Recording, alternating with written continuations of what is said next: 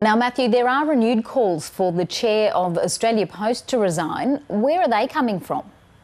Well, a Senate inquiry that was established to look into former Australia Post Chief Executive Christine Holgate's departure from the organisation has reported back to Parliament today. And there are two key findings. First of all, it's again reiterating these demands for the Australia Post chair, Lucio Di Bartolomeo, to resign from his position, accusing him of mishandling the Christine Holgate saga and also questioning the veracity of the evidence with which that he actually presented to the inquiry as it was investigating those circumstances. Of course, we remember that it was a Senate estimates process which uncovered Christine Holgate had authorised the purchase of luxury French watches to the tune of a couple of tens of thousands of dollars for senior executives as a reward for securing a lucrative deal for the organisation. Just moments later, the Prime Minister stood up in Parliament and said that she should step aside pending the outcome of an investigation into that decision,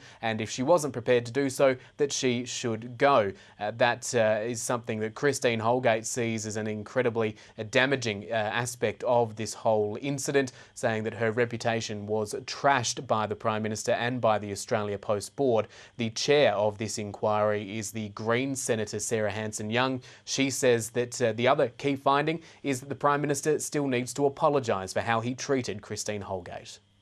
The purchase of the watches was clearly unwise.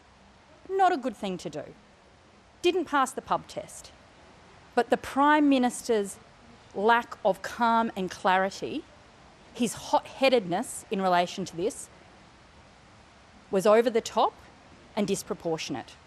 And it's cost the woman at the top her job.